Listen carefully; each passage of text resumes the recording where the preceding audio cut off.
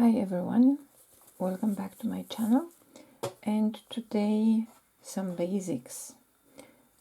I would say it's another free motion quilting for beginners with a special focus on arches and bow-like shapes. And I must say that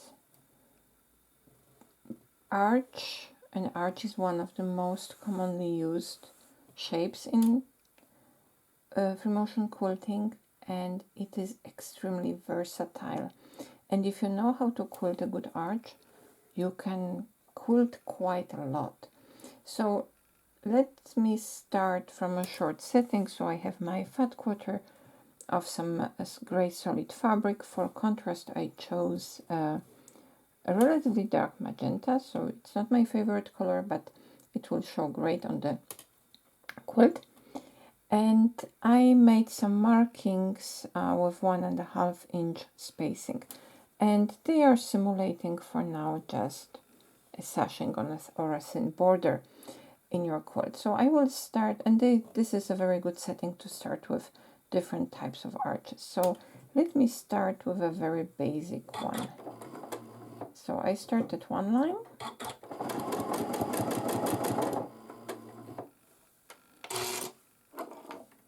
Many continuous designs, for example, use arches.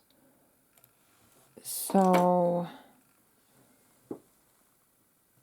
similarities are also in the elements of arches, are also in the feathers. So my first arch, not perfect, and now I will just add echo, and I will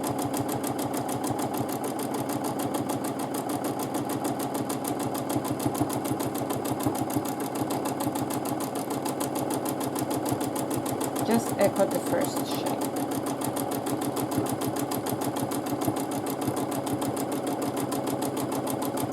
I can of course exaggerate the shape,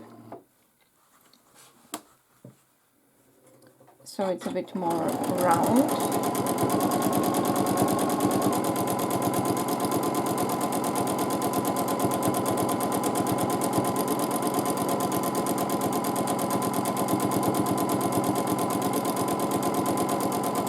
Let's take this as a warm-up for the further quilting.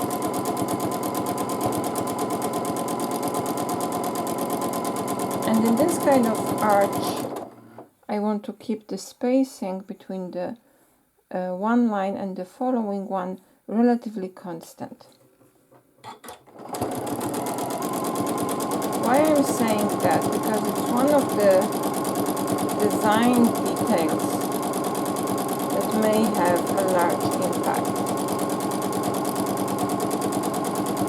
So such arches are relatively easy. They are more dynamic variations of back and forth line.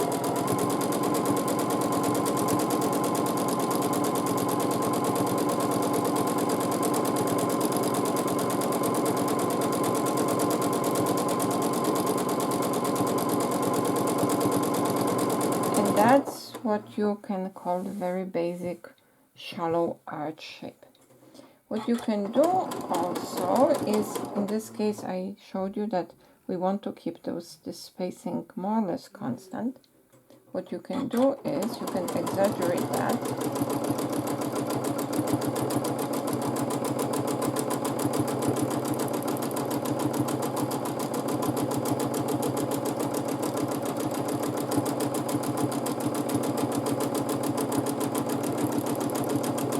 Make those arches way more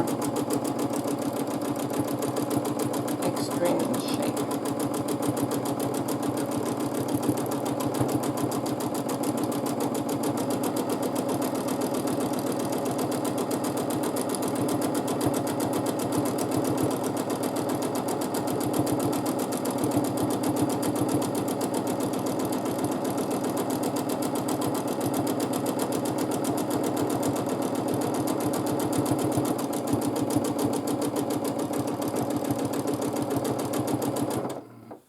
So with the exception of this one, I'm trying to keep my spacing equal.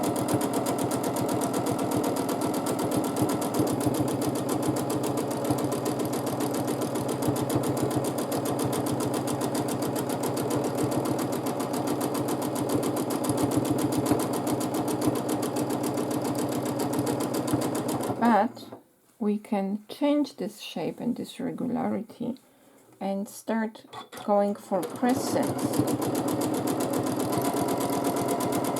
And that means I am trying to build a crescent-like shape, and this is like completely different texture at the end.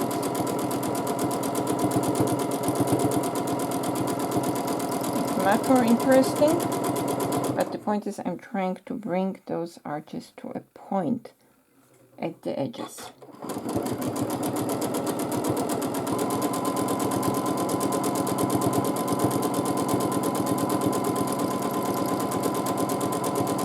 And you know, I like to use that a lot.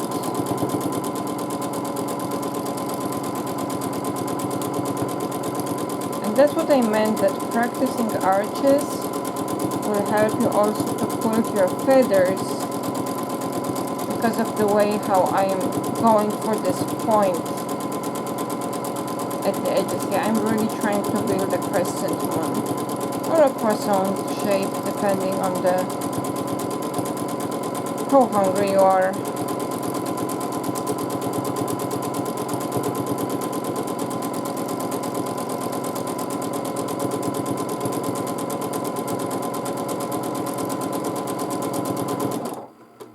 So yeah, you can see it pretty good. You see the little change in shape, that I'm going more narrow at the edge of my arch to the previous one. We are getting much more dynamic texture and shape than here when we have the regular spacing more or less constant, regardless where we are between the arches. I know it could have been done better, but I was still in the warming up phase.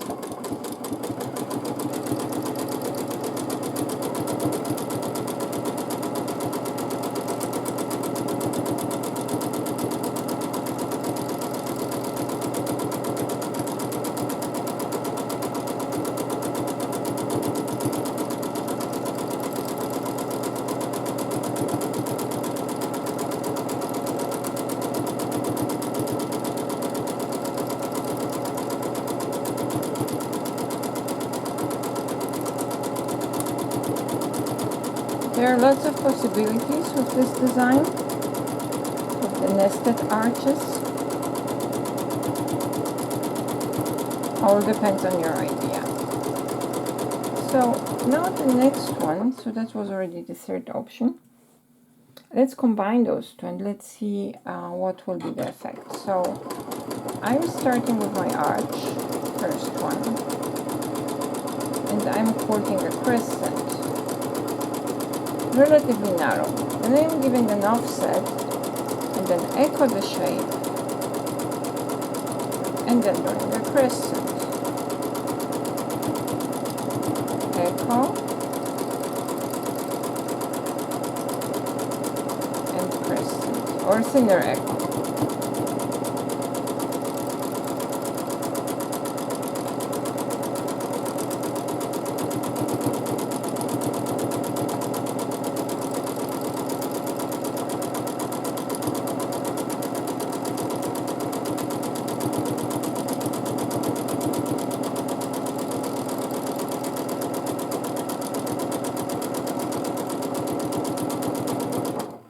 I believe I am a much better quilter when I don't talk.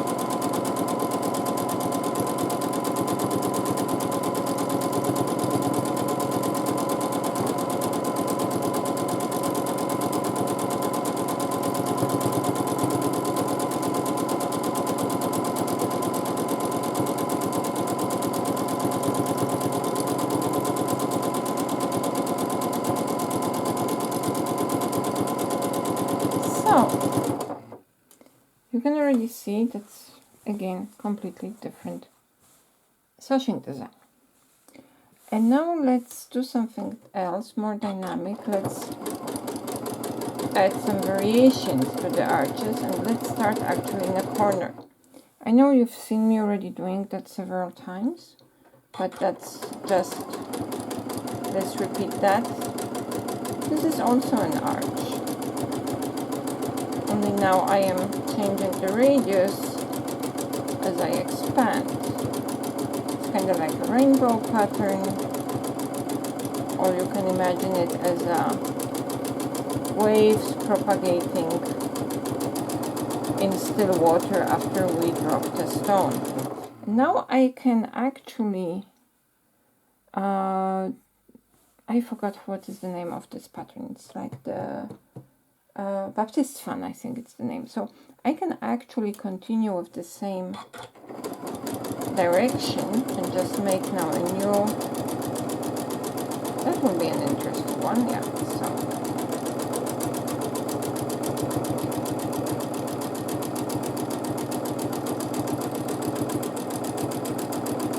I'm doing that till I fill the space across the whole width. Just learned something new. And now let's repeat that. And again, that's an arch, that's nothing else. Just a different utilization of the shape.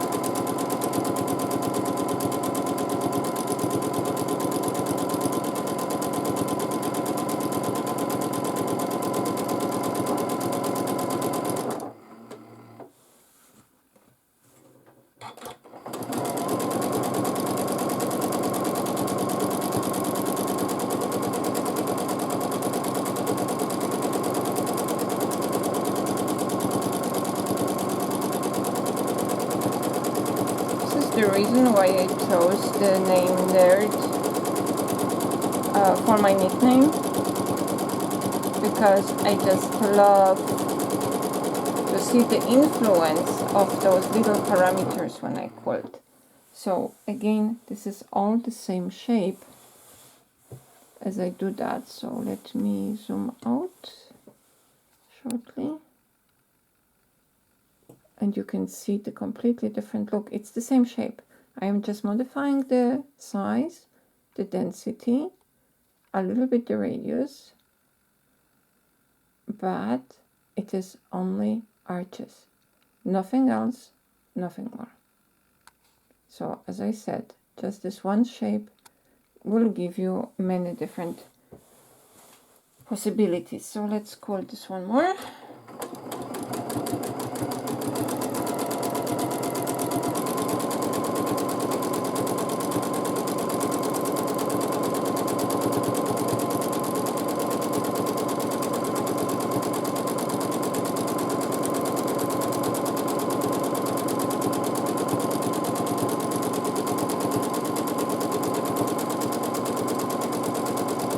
So now let's add another 1.5 inch line, more or less. If I can only find my marker. Here. So I found it.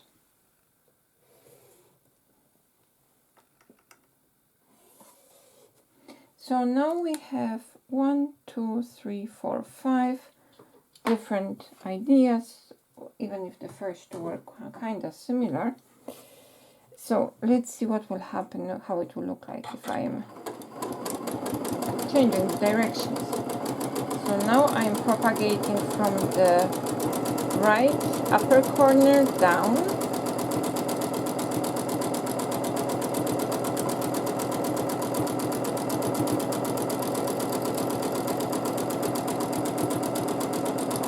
And now, because I filled the whole width, I will start propagating from the same side, so from the right, but up.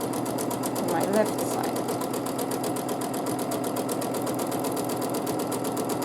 And again, the whole width is filled, so I can start from the up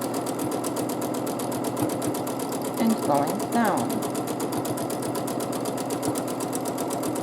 Again, it is just an arch shape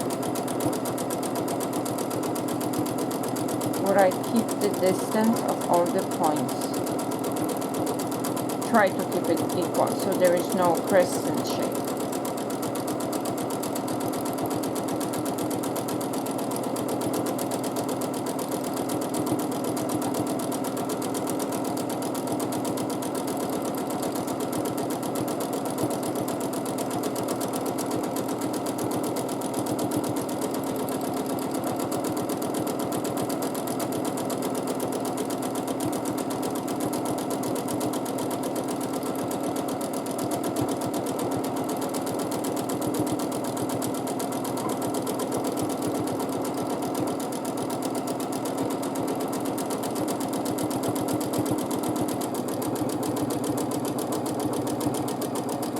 And one more.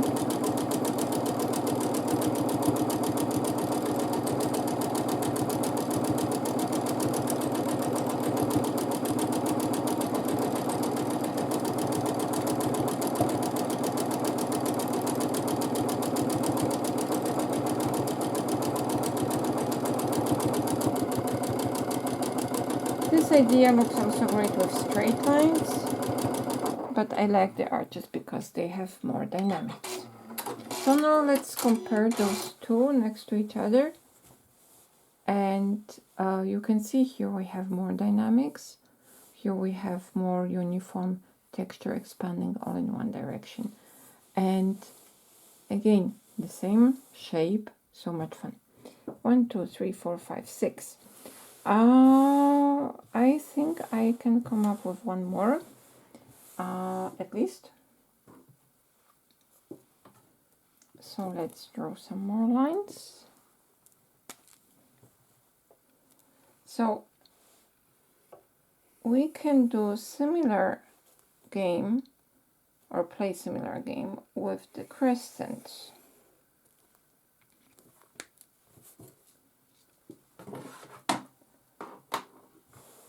And this is also fun. The difference is very subtle,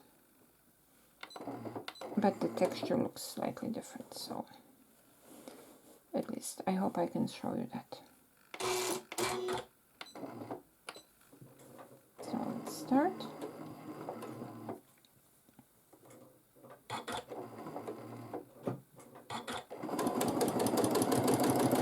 For better comparison, let's start the same way. And let's see how it will look like if I will start with the... And you see, because I go for crescents, I am going almost for a paisley-like shape here. So I'm trying to have this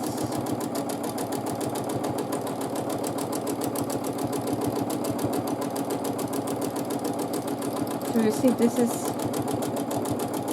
a much steeper arch, and because of the thread build-up and the change in the distance between my lines, this is much more dynamic shape. So, and now let's so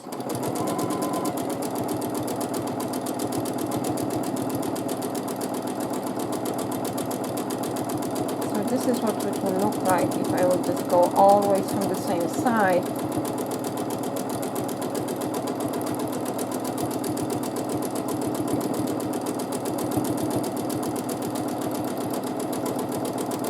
Now here I have a corner where I have to come back. Not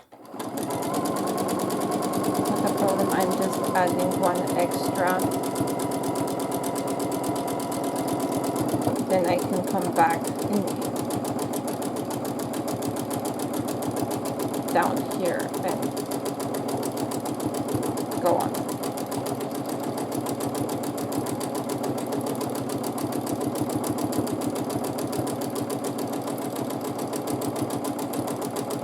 An arch, much steeper. There is much more going on here. And because of that we are adding this extra angle, and that's like, this is exactly this what I was talking about. This is the moment where we are going to this steep angle to go inside here and create this very sharp point. That's your exercise for your feathers. So not only you are creating an interesting design, you are also learning how to quilt a feather. And you also see here that for those that are beginners, that paisley shape, of course it has some little extra component there, but it is in principle an exaggerated arch. Again, I have slight space here, but I can come back here and I will go around. So in a sashing, that would be absolutely no problem.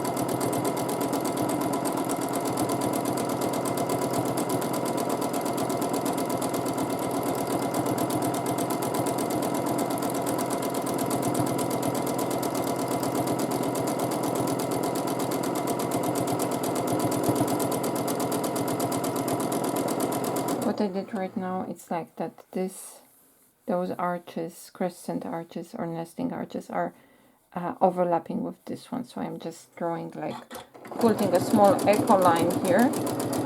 See here? And then just up, and this way I have everything very nicely covered. Small detail and makes you so happy. Extra complexity. That it's not difficult to create. So, and now let's repeat the same with change of the directions.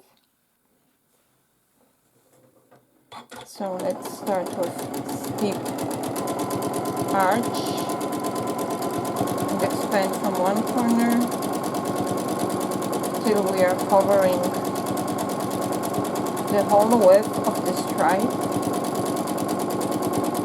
like now. But we want to be on the other side, so we want to go back here. Let's finish this side with an edge, so, and now let's go from this direction. And you can see I'm always trying to create a point, and that means that sometimes I have to take this very steep turn in. And again, that's exactly what you should do when you are quilting a feather. So I did not exaggerate. So this we can then finish immediately like that very nicely. And we can start from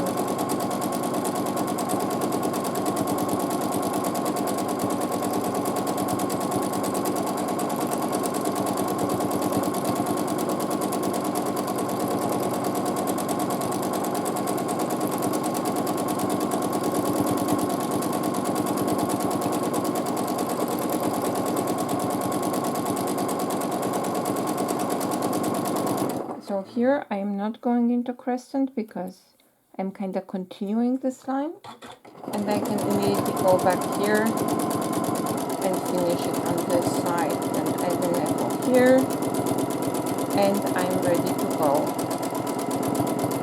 with the next arch.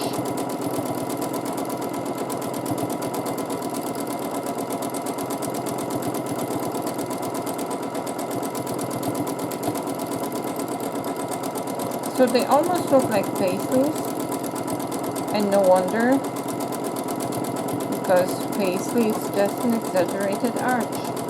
So if you practice quilting arches, you will have no problems quilting the other shapes, because there are only so many shapes you can quilt. It's like, but there are so many variations you can do with a simple shape, and that's what makes me a quilting nerd and quilting so much fun. And again, you see I landed on the wrong side and I have to go back here, then immediately add those two echo lines, and then I can start again.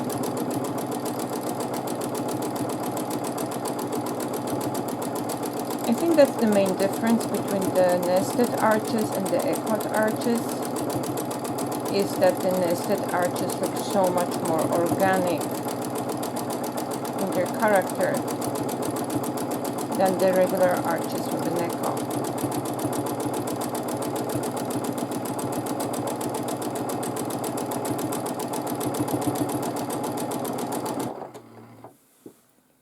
And that accounts for almost half an hour of this video. So let me stop here and let's take a look once more at all the designs. We started with those as a warm-up with the regular, relatively shallow arches that just span between one side and the other. It could be the seam line or just the lines that you're drawing. And we try to just quilt an echo line from one side to the other. You're moving relatively fast and you're creating very nice texture. Of course, you can exaggerate the shape and change the spacing, and you will have completely different dynamic. Then, instead of having an echo, you're trying to have a point here, and that's not nested arches. And they look simply like overlapping circles, that's one way of looking at them, or just crescent shapes. We can have a crescent shape, one, and after that add an echo. It's just a very easy variations. But all of them are similar. However, if we will start varying the size of an arch and combine them with an echo, we are getting completely different texture. It's the same shape, we are just changing its size a little bit. So in this case, it all looks almost like Baptist fan. I started with an arch in the corner and I just kept expanding in one direction till my last arch was spanning between one side and the other. And then I can always add one more, so I'm landing always on the same side, and I continue creating very nice texture, a very regular one. If I want to have more dynamic, I can change the direction where I'm going. And then the same with the nested arches, but you can immediately see the huge difference the small difference makes. The small difference in the shape, that here I am trying to get to a point where here I just had an echo line.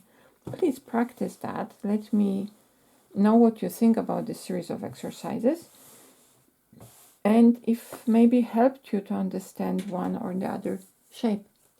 Hope talking to you soon, and have a good week. Bye.